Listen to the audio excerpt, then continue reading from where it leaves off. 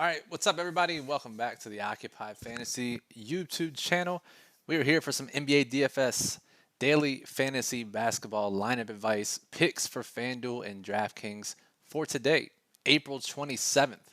I'm Brian Jester, co-founder here at Occupy Fantasy. Thanks for tuning in. We'll be here until about 5:30 p.m. Eastern, taking your questions, talking about all the injury news today, top plays, lineup strategies for both FanDuel and DraftKings. I'm not the normal host here for the NBA show. Normally it's Moose. So there's probably 80 to 85% chance something goes wrong with the production. If it does, let me know in the chat. I think we might be all right, though, this time. So I'm joined today by some of the best NBA players that I know. These two guys have, let me see, I'm trying to think of all the accolades you guys have. They've split an NBA Millie win on FanDuel together. One of them is a DraftKings Live Final champion for basketball. One of them won a live finals package to go see Triple G and Canelo fight in person. And they're the best satellite strategy players that I know, at least. Guys, I hope that's good enough. I got G and Boyle here with me. What's up, fellas? Doing Nothing well, much. man. Nice to have you. Nice to have you here. Yeah, I was gonna say it's a little bit different with you here than it is with Moose. So it's a good it's a good feeling, you know. Appreciate that. It's Well, nice to talk to you guys in person. I always talk to you through Slack, and we talk about the NBA plug and whatnot. But it's good to get to talk to you guys in person. And like I said, we'll be here till about 5:30 Eastern. If you want to pick the brains of these NBA guys, go ahead and hop in the chat. What we're planning on doing is talking about the injuries to start. Talk about some of the top plays in the daily plug. Our write up at occupyfantasy.com, which you see on screen here. We'll talk through some projected ownership, which is up in the model, ranks every player on FanDuel and DraftKings. And we'll try to get you set for tonight's slate, a little six-gamer. So, Garrett, I'm going to kick it over to you to start. And most of the injury situations are solved today. I'm going to scroll down in the daily plug here for the notable injuries for today. And we do have one more situation we're waiting on. So if you want to get everyone caught up as far as the injuries and the ramifications from those today. Yeah, absolutely. So, there's three big teams with injuries tonight. The first one being Boston. You see Marcus Smart, the cover photo of the Daily Plug. Kemba Walker and Jason Tatum are both out tonight. So that's definitely a big boost to the two other main players on Boston, Marcus Smart and Jaylen Brown. For Houston, news came out that John Wall is sitting out the rest of the year. So for him being out and a lot of other players being out for Houston for a decent amount of time, we're obviously going to see boosts to guys like Kevin Porter Jr. and Christian Wood. Dallas, they're dealing with a lot of questionable injuries right now. We have Kristaps Porzingis and Josh Richardson listed as doubtful, so they are most likely out. But we also have Dorian Finney-Smith, Maxi Kleber, Luka Doncic, all listed questionable later on today. So that opens up a lot of potential value in the slate if we end up getting that news before lock. Yeah, so granted, it's not one of the worst NBA slates we've seen as far as injuries go, and Definitely not. again, we still have 2 hours before lock, so that could very easily change. But Boyle, given the injuries that we see on the slate here, normally we have more, sometimes we have less. But when you see this amount of injuries, you guys always go in and you put in your core plays for FanDuel and DraftKings in the daily plug. When you see this amount of injuries and the type of value it creates, what's your thought process when you're creating the core for FanDuel and DraftKings? so when we make this core, it's kind of just like we look at it and we say, all right, if we're playing cash games tonight, which is what the daily plug is it's focused on like low risk. We say, all right, what guys do we in our minds have the best shot at getting like at least 5.5 to 6 times value and should not see under that. For example, like tonight we look at it and Tim Hardaway was added late. But I mean, even if Doncic ends up playing, he's still seeing extra minutes with Richardson out. So I mean, him right there, he's probably in store for about 5.5, 6 times value. So he goes right in. So it's basically just all low risk plays that we think there's more of a chance that they get the 6 times value than they get even to like 5 or 4.5. Gotcha. So, and again, for those of you who've listened to this and you read the daily plug, you may not know this, but it is written at the top. It's written with low risk contests in mind. It's written to give you the overall best plays on the slate. When you look at these plays, most of the time they end up being the highest owned in projected ownership and actual ownership from the Occupy model, and they end up being some of the best overall plays on the slate because Garrett, in a sport like NBA, you write if I scroll down here, in the bankroll allocation, contest selection, lineup construction section at the bottom of the daily plug, you always write, keep a core from your low risk lineup and your high risk lineups because the chalk is chalk for a reason in this sport. Yeah, absolutely. I mean, in NBA DFS, if you look at a lot of winning lineups in GPPs and in really any contest, you're going to see a lot of players who are higher owned. You're going to see maybe one or two players sub 15, sub 10% owned in a winning lineup. You're not going to see 5 players, 4%, 7%, 11%. You're just not going to see that very often. So it's a good idea to keep a strong core of the expected chalk in your lineup.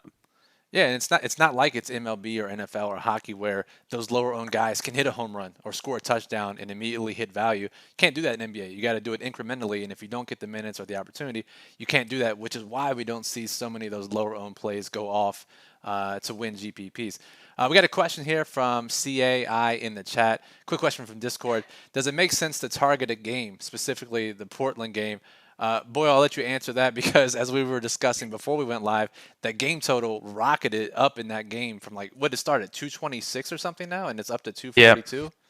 Yeah, it's crazy. I mean, when you see a game like that on the slate, you can look at it and say, "Hey, look, I want to stack this game and throw, I don't know, 2 players from Portland, 2 players from the Pacers, even sometimes 3 and 2." I mean, that's a pretty good thought for high risk at least. I mean, low risk, we obviously still want to, as we just said, target those core plays and just kind of spread it out amongst the different teams. But if you see a game like that that's in the 240s, I mean, it's definitely a viable option to say, hey, look, I'm stacking this game, and hopefully it ends up at 240 or over. Yeah, plus it helps when one of the sides has some injuries, right? With Miles Turner and Sabonis out, and Goga is one of the top core plays, and he's cheaper. That allows more players to be able to hit value if you do stack a game. Do I have that right? Because I don't play a ton of NBA, but at least that sounds right to me, guys. Yeah, no, that's totally right. And I mean, normally that's kind of like the dream scenario is when you have a lot of like value plays from one team, and then that game is also supposed to hit like 235 or something. That's when it kind of low and high risk merge right there, and you just kind of stack that game for both options. Tonight, I mean, it's really we only have Goga as our like the Pacers play, and we don't really. I mean, it's not really. We don't have a lot of guys from the Blazers on the others like in our plug. So yeah, I just lost my entire train of thought. I apologize. No, you're good. So you were saying, so we only have the one true value, the one true exactly risk play from this game. Yeah, exactly. Yeah. So we're not trying to do that in low risk tonight. It's more of a high risk option tonight. But again, I mean, it's in the 240s. That's definitely viable to say, hey, look, I'm stacking this game, and hell, I mean, if it gets over to 245, 246 area, like that lineup could end up being in the top of the GPP. Right, exactly. And speaking of line moves, we also noticed that the line in that Dallas game did move a ton against Dallas. And whether or not people already know the answer or expecting the answer, it probably means, Garrett, that Luka is out. We don't know for sure yet, but a lot of times when we see line moves like that, it's pretty indicative of who's going to be available. Yeah, I mean, it could just be a reaction to Porzingis and Richardson being ruled doubtful. But obviously a 6.5 point line move. Dallas was favored by 1 to start the day, and now Golden State is favored by 5.5. The game total's fallen by 5. That seems like a very substantial move and a potential star being out type of move like Luka. So that's definitely something to keep an eye on, and for something to keep in mind, especially with this game being the latest game in the night. So we might not get Luka news until after the first 4 games have started. Yeah, that's definitely tough. And I want to come back to that question or to that topic really quickly. But I see we got Nigel in the chat. Leon, what's up, guys? Leon says a good example of that was last night, the Wizards and the Spurs game. And that went to overtime, right? And Mr. Triple-Double, Russell Westbrook and Murray went off. So, yeah, if it goes to overtime, obviously. But, again, if you get a high-scoring environment, everybody benefits from that. So we haven't talked about this yet, but since that news does come out later, Boyle, we do talk about it in the lineup construction section of the plug sometimes, but leaving spots open or trying to configure a lineup around later news, what are your thoughts in general around those types of situations, and then specifically tonight, how you can handle it?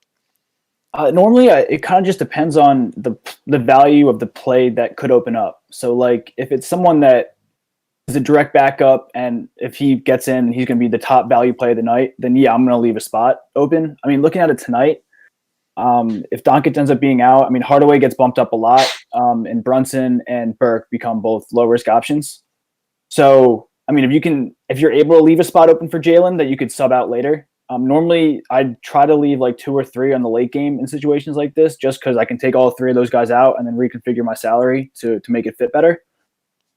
I mean, tonight is definitely, it would be an example of when you would want to do that is tonight, I would say, just because Brunson and Burke, I mean, Brunson especially, he'll probably get the start. I think Garrett, he's been getting the start every time for Doncic, hasn't he?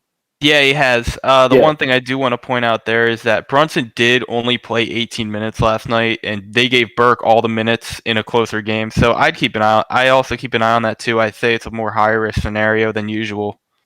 No. Okay, sorry. Go ahead, Brian. No, sorry. Go ahead. Continue. No, I was just saying. I was looking at the game flow, and I was trying to see. I feel like they just went small last night because they even took Melly out. So I mean, yeah, I don't know. I mean, I still like Brunson personally because he'll get the actual start. Because last night he didn't get the start, and that's probably why he saw less minutes. But when we have situations like this where the news doesn't come out before lock, obviously if this came out at 4 p.m. Or even hell at this day and age, 6:45 p.m. These guys can be super high owned in most contests. Because again, I don't play NBA, but you guys do every night. Do we see a dramatic difference in the ownership for obvious plays, but they're not known until after lock? I'd say yeah. I would say so. Probably. Yeah. I mean, if you're looking at someone like Hardaway's going to be high owned regardless, I think, just because of the Richardson news. But if you look at somebody like I'm trying to pull it up in the model right now. My computer's just a little bit slow. You're trying to look at Brunson? Yeah, I was trying to look at his ownership. I mean, gotcha. What is it, 4% on FanDuel? I mean, if Doncic was out, Brunson would probably be like, I don't know, 25 to 30. Gotcha. So, I mean, that's a pretty big spike right there. For sure. So speaking of the model, I just pulled it up on screen. And for those who don't know or are not members at OccupyFantasy.com, our Occupy model updates every minute leading up until lock for injuries and starting lineups and any Vegas line moves, and ranks every player. I almost said fighter because I got UFC on the mind, but it ranks every NBA player on FanDuel and DraftKings. The nice thing about it is, it updates live. You can sort by both DraftKings and FanDuel value, and you can see how it compares to the projected ownership, which does come out around 5:30 Eastern, but we were blessed and we got it a little earlier today for the stream. So Garrett, I'm gonna go to you, and it's always nice to me to see as I sort by DraftKings value here in the model. The model is built for high-risk contests, but when we see this connection between the plug and the model and the ownership, like Tim Hardaway, like Goga, who have the highest DraftKings values on the slate, are listed in your core plays, and also project to be 2 of the highest owned players on the entire slate, I mean, we don't have to get too crazy here. Let's just play these guys. No, exactly, and that's kind of what we always try to get across, especially in the daily plug. I mean, you see in our DraftKings core, we have Goga. Goga's currently questionable, just to keep in mind. But if he does play, he's just too cheap. He's too cheap on DraftKings, so we got to play him there for the most part. We got to play Hardaway. He's too cheap as well, especially if Luka gets ruled out. So I mean, those 2 guys, especially on DraftKings, you see Hardaway's ownership across the board is extremely high. Goga, he's 1,100 cheaper on DraftKings. So, and people see that. So I think these are 2 guys that we really love, especially on DraftKings. And the model agrees. So I think you have a model that's built for tournament plays, and you have 2 guys with strong low risk minds saying he's a good play. I think it's pretty strong. Yeah, everything lines up. And let's see. Yeah, like Leon says in the chat, is too cheap. Let's see. CAI has a question. Can you guys compare Russell to Porter Jr.? Boyle, any thoughts on those 2 players tonight? I personally, I'm more on DraftKings. I'm more Russell, just because I like his amount of minutes now. I mean, I think he's seeing like 33, 34 minutes. He's got an easy matchup tonight, and he's still in the 6s. I think he's 6'3" on DraftKings. Yeah. I can't go against the core on FanDuel, so we're going Kevin Porter Jr. on FanDuel, but DraftKings we're gonna lean towards Russell. Sounds good. Chris, our NFL and MLB writers in the chat, says my guy's trying to sneak this Red Sox jersey by as a Philly guy. Is that Garrett? Is that you with the Red Sox? Yeah, that's me. What's going on there, buddy? I went to Fenway Park one time. I got a David Ortiz shirt. Sue me, okay? I think And he wears that. He wears that so often too. I actually haven't For worn a it in a Philly really fan. long time. I haven't worn it in a really long time. And dude. I remember when you were living with me, it was either that Yep. shirt or it was I thought it was a Sixers shirt or something. But Simmons shirt, it was yeah. Simmons. That was it. It was a mix. It was either that or that. Either every single day. It was one of those two shirts. Dude, at least if Yep. you're wearing the Simmons shirt, though, like you'll get some high fives around Philly. You wear the Ortiz jersey, I mean, you might end up like Santa Claus. I'm not a baseball fan, so I really don't feel too committed to wearing a Phillies jersey, to wearing a Phillies shirt or anything. I only have Sixers gear in terms of basketball. That's what I stick to. Well, there you go. Let's see. All right, it's 5:15. We'll be here till 5:30 p.m. Eastern. If you like what you've seen so far, make sure you click that subscribe button right below the video. Get you access whenever we release any new videos here on YouTube. Give us that thumbs up to show your support. Let us know we should continue to make this type of content. Any questions you have, hop in the chat. And if you want to ask Garrett and Boyle 1,000 questions before lock, you can do so in our Discord channel. Just click the join button right below the video. You'll get access to the Discord. All right, let's see here. Speaking of ownership, speaking of the model, I'm going to sort here by projected ownership. And I know when Moose is on the show with you guys, he likes to perform this exercise. And I think it's a great way to think about it for those of you who either use the lineup builder or build multiple lineups for high-risk contests. And at least from my research, when looking at NBA GPP, 150 max, or some of the top NBA ranked players, they like to kind of match the field on these high-owned guys, maybe go higher-owned, especially on nights like tonight where Hardaway and Goga are so obvious. But really where they get their leverage in high-risk contests and go way over the field and get more exposure are those next tier of guys, kind of in that 10 to 20% range. So if we're looking at the model here, we have 5 guys on DraftKings projected for 30% or higher ownership. We got Tim Hardaway, Goga, Jaylen Brown, Marcus Smart. We talked about the Boston situation already. That makes sense. And then Jaden McDaniels from Minnesota. But if we limit ourselves, and I'm going to use the projected ownership filter here in the model, 10% to 25%. And that leaves us with about 23 players here. So I don't know if you guys can see it on screen or if you pulled it up on your end, but between 10% and 25% on DraftKings, I want to get your thoughts. Garrett, if you were making 150 lineups tonight, who are the plays in this ownership range that you really like, that you think you would want to get over the field on to get leverage?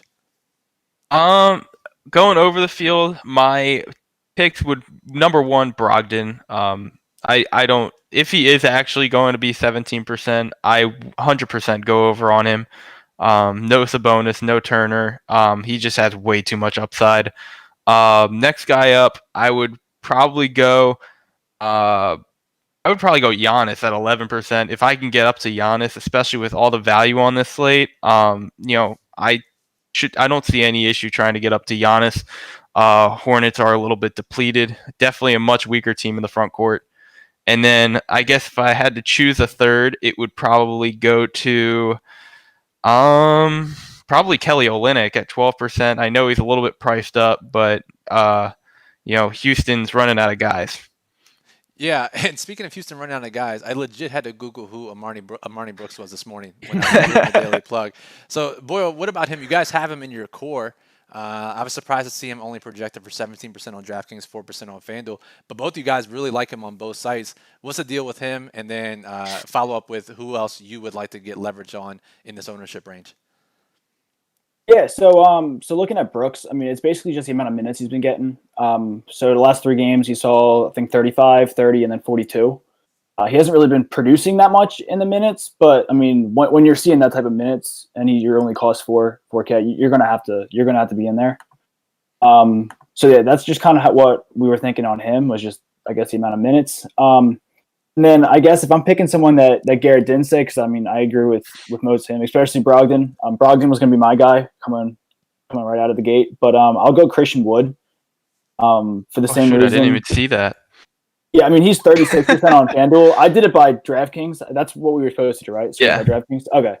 So yeah, I mean Christian Wood. I mean he's going up against a really weak Minnesota front court. And I mean, his usage rate without Wall is insane. I mean, I don't have the actual number on me, but I'm pretty sure for a big man, it's like mid 30s, I think, which is really good for you. I can pull it up as well. I mean, not that it matters too much. Yeah, no, I mean, not that it. Well, while you guys are looking that up, Dot Betts is in the chat. He posts in the Discord a lot. He says he has Armani in his fantasy playoff semis, and the whole league's texting him like, "Who the hell is this?" And Ian Jones says Armani, which is a great nickname. So yeah, Armani Brooks, who new fan for me. I didn't know who he was until 6 hours ago. So just a quick update: Goga Batats is out tonight for God the damn it. Pacers. I talked about this dude for 20 minutes. And now he's out, so that's cool. So that definitely bumps up a guy like O'Shea Brissett. Again, another guy who you're gonna ask who that is. I can't give you a legitimate answer. I do know he had a big game last week. He right? he did. Yeah. The team did pick up Amita Breida on a 10-day contract, on a 2-way contract, but I really don't know how much he's going to play. He played 5 minutes against Orlando the other night. That situation now gets a little bit more up in the air. One that we probably, O'Shea should probably start, in my opinion. I still think he'll start. Yeah, right now, this is before Goga being out. We have O'Shea projected for 25 minutes, 7.2 OF index, was pretty decent, 14.3 DraftKings value. Again, I haven't been following this. He's 5K on DraftKings, 5,600 on FanDuel. I imagine he had to be close to minimum price last week when he had that big game, right? He was, yeah, 100%. So that's a big difference Yeah. too. He was thrown into our core at that time. He went off for, I think it was like 53 DraftKings points or something like that. Okay, cool. Yeah. So we'll monitor the situation. We'll get the plug updated. The model will update here in a couple seconds. But yeah, definitely a situation to monitor. Michael Dixon in the chat asks, Garrett, I'll throw this to you. Do you feel that going from Christian Wood, who we've been talking about, to Tate is too risky? I don't think Tate is a risky play. I think it's riskier than Christian Wood. It's going to be a closer game against Minnesota. One that I mean, Houston's not trying to win games here. Obviously, they're going to want to develop their young talent a little bit. So you can expect some decent play for Tate tonight. It just gets a little bit more iffy with the front court adding Christian Wood and Kevin Porter back into the mix because they've been out the last few games. Okay, good information there, Garrett. And I just refreshed the model. It looks like Goga has been removed from the model. Might take a couple more minutes to get all the minutes updated here, but yeah, we'll keep an eye on that. Leon says it's Jakar season. I mean, how far down the bench are we going, guys? If we're naming Pacers players. Listen, they're running out of guys over 6'5". So I mean, Jakar is not like in high risk. I wouldn't take Jakar completely out of the question. He's a center on DraftKings. That's how much they're running out of big men on Indiana. Tough times in Indiana. So, all right. 5:23 p.m. Eastern. We're here for 7 more minutes. If you guys have any final questions, get them into the chat now. Garrett and Boyle are going to continue to update the daily plug, and they'll answer any questions in the Discord channel that aren't already answered in the daily plug for you. OccupyFantasy.com/Discord. Again, you can just click the join button right here on YouTube. That'll join our YouTube membership, just $2.99 a month, and that'll get you direct access to our Discord channel. Let's see. Yeah, so Michael is clarifying. He said that because he's coming back from injury and he might not get his full or his usual workload. I know you guys are always worried about guys coming back from injuries, but any concern there? For me, not really. Kevin Porter was out for health and safety. Christian Wood, I feel like he was more out just due to precautionary reasons. I don't think he was seriously injured. He went through practice Monday. I think he should be fine unless we get any word of some kind of minute restriction, although I highly doubt we will. I mean, he's been playing pretty consistent 30 to 40 minutes across the board. For sure. CAI with the question about Kevin Durant. We haven't mentioned him yet or any of the Nets situation. Low owned at his price. Thoughts on him? Boyle, let's go to you. We haven't talked about any of the studs because, before the stream, we did say Giannis was kind of lower owned, considering some of the value on the slate. But then what about guys like Kyrie and Durant? Durant we have projected for just 7% on DraftKings, but 16% on FanDuel. I think the thing with Durant is that you just don't know how much he's going to play. I mean, last game he came off the bench. He played great. I think he had like 33 actual points. He played great, but it's just hard to know how much they're actually going to play him because they don't really announce anything on their end. So I mean, he's great for high risk. I mean, we have him in there with the little dice badge, so he's high risk. Personally, I'm not really playing him just because I'm a low risk player, and I feel like I can go up to Jaylen Brown and then throw in like a Kevin Porter or something, and that'll be fine for my small forwards. But I mean, I can definitely see it for high risk just because I mean, especially on DraftKings where he's only 8-3. I mean, once he gets healthy, he's not going to be 8-3 anymore. He's probably going to be closer to 10. So I mean, you're getting him at a discount. It's just hard to know how much he's going to play. And that's a tough situation because he's clearly at a discount from his peak, but such a wide range of outcomes. He could very easily not hit value, or he can make us all look stupid and play a usual allotment of minutes and easily crush value. So, let's see. Speaking of value, if you're watching this show right now, I'm gonna post a comment under the video. But I want everyone who's watching this and everyone who watches this video to comment with who hits the highest value on DraftKings from the Pacers. And maybe we'll give something away if you guys can guess it. And I swear to God, if it's Jakar Sampson or one of these other randos, then we'll see. Wait, who do you guys think? Brian, who left on the Pacers is not a rando other than Malcolm Brogdon? I mean, that's a good point. I mean, I'm scrolling through the model. I'm seeing guys that I've seen them play college basketball, or but most of these other guys. Oh, I'm gonna look in the model here. Hold on. I'm gonna filter out just Indiana Pacers players, and let's see who we got here. All right, Brogdon, I've heard of. All right, LeVert, definitely heard of him. Brissett, didn't hear of him until last week. TJ McConnell, whose price is skyrocketing on Top Shot. That's why I know him. Sumner, no idea. Justin Holiday, very Tony Snell-esque, 0/0/0 lines. Doug McDermott, college star. Jakar Sampson, no idea. Jeremy Lamb, I guess he still plays. Okay, so if you guys want to guess which one of those guys hits value, comment on the video. Not in the chat, but actually we're still missing out Aaron Holiday, Cassie Stanley, and Amita Burita. Don't forget about them, okay? I mean, how could I forget those guys that I've never heard of? So, all right, let's see. 5:27, 3 minutes left. Let's get final thoughts from each of you guys. Kind of tie everything together. So, Garrett, you go first. I mean, we had a pretty set slate tonight. We still do. So don't get too fancy with it, especially on a 6-game slate. 6-game slate, you don't need to go and find the hidden secret treasure at the bottom of the stack of needles or whatever. You don't need to do that. We have a strong core for you in the plug. We have a lot of very strong plays in our recommendations. And the model, we always love the model. So just, try and keep it simple tonight. Boyle, let's get your final thoughts on the slate. Yeah, I was gonna say the exact same thing. Just don't get too cute with it. I mean, we have a list of the core options that, in our eyes, they're players that we're putting in almost 100% of our lineups. So just don't get too cute with it. Don't be saying, "Oh, maybe Hardaway won't play that good, and everyone will have him." Just play him. Because there's a reason people are playing them. Yeah. And then also, if you all wanted to tweet at FanDuel and stuff and just tell them to add more super satties, that'd be awesome. Because I've been waiting for that for about a month and a half now. I know you guys are trying to rack up as many tickets as you can for what is it, the championship GPP or what's it called? Yeah, the NBA championship. Yeah, it's like, what is it, July 8th or something? It's like a single game for the finals. But I mean, hell, I'm just trying to get any tickets at this point. They haven't had a super satty in like a month and a half. I feel like they know we're just taking money from it at this point. I know. So if you guys want to help Boyle and Garrett's ROI, go ahead and tweet at FanDuel because these guys have astronomical return on investments in these big GBPs through satellites. And you should too. Like, read the Ultimate Guide, read what we're talking about with satellites. You could easily have the same ROI in these big contests. I think you guys talked about it on stream a couple weeks ago with Boyle, your results for the satellites and stuff, right? Yeah, I mean, this year alone, it's been what, 2 months? No. I'll say probably like 4 months. 2 months of actually doing the contest, but in 4 months, I'm up like 12K or something just doing the satellite strategy. So it's definitely helps out a lot. There you go. All right, one final question here from Kyle. It says LeVert's 8,200. Is it worth it if there's a usage bump if all these other guys are out? LeVert, I think he is potentially worth it.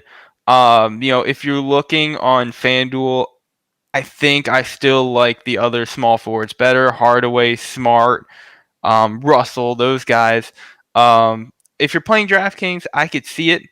But again, there's still just a lot of players at this position that I think take priority. I think, as Michael Dixon said in the comments, I'm gonna write up something for Indiana in a second, but Sumner's going to be a part of that. Sumner's very cheap.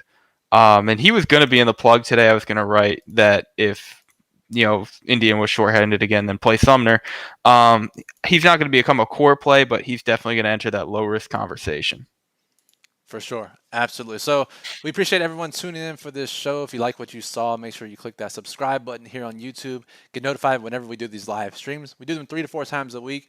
NBA, MLB, Wednesday nights for PGA, Saturday for UFC. Speaking of Saturday, I have 2 big championships going on. Make sure you follow me on Twitter at BrianJesterFF. Going to do a lot of live content through Saturday. Oh boy. Yeah, so check that out. If you want to hear about Sixers complaints on Twitter, you can follow Garrett and Boyle at GStroms99 at TBoyle24_DFS. So go follow those guys. And again, follow us at Occupy Fantasy and go to OccupyFantasy.com to become a member, get access to the Daily Plug and the Occupy model. So for Garrett, for Boyle, I'm Brian. Thanks for everyone for listening. Good luck tonight, and we'll talk to you soon. Hey guys. Peace.